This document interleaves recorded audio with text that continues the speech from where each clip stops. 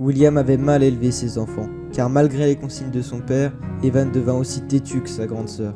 Il décida d'aller au Fredbear's Family Diner d'une façon ou d'une autre, et évidemment sans la permission de son père.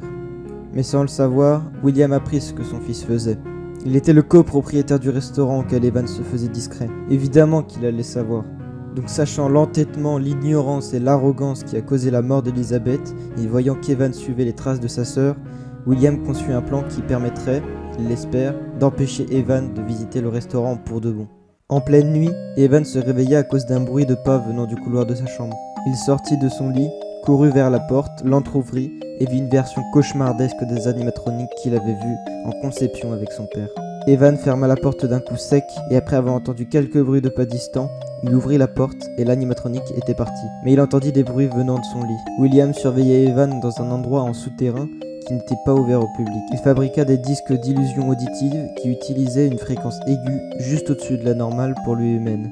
Cette fréquence était utilisée pour surcharger le cerveau humain, changeant la perception de celui qui écoute par tout ce que l'émetteur du son veut lui faire voir. Il utilisa ceci pour créer des illusions des animatroniques qu'il savait qu'Evan avait vues dans la pizzeria, pour être sûr qu'il ne revienne jamais au Fredbear's Family Diner. William savait qu'Evan allait penser que ce seraient des cauchemars qu'il pourrait étrangement se rappeler, mais William fit en sorte que tout ce qui allait arriver à Evan arrive seulement quand il est réveillé, pour qu'il se rappelle beaucoup plus de ses cauchemars pour garder un niveau de peur élevé.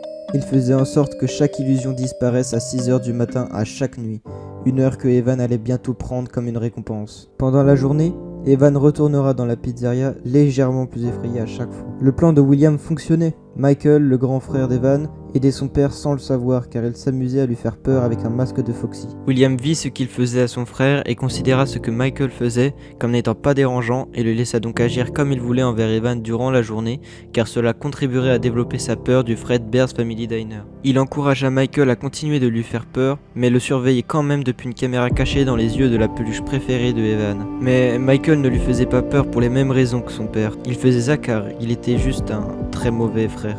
Quelques jours avant l'anniversaire d'Evan, son grand frère organisa la fête du Fredbear's Family Diner et il y invita énormément d'enfants venant des 4 coins de la ville. Après qu'Evan parla à certains enfants de la pizzeria de sa fête, il rentra chez lui pour retrouver son père pour lui parler de cette dernière. Mais Michael le fit encore une fois prendre peur à cause du masque de Foxy. Michael savait qu'il pouvait faire rentrer son frère dans le restaurant s'il le voulait, juste en étant lui-même le méchant frère. Il se devait de harceler Evan à la pizzeria pour sa fête d'anniversaire. Il essaya donc le lendemain en enfermant son frère pendant plusieurs minutes dans la pièce sombre dans laquelle étaient entreposées les pièces d'animatronique. Après avoir laissé Evan partir en pleurant et en rentrant chez lui, Michael savait ce qu'il allait se passer le lendemain pour sa fête d'anniversaire. Evan aura encore plus peur de retourner dans la pizzeria après ce qu'il s'était passé et Michael ne serait sûrement pas le seul à le harceler. Michael réfléchit donc pendant un long moment et planifia son prochain coup pendant que le soleil se couchait laissant place à la nuit.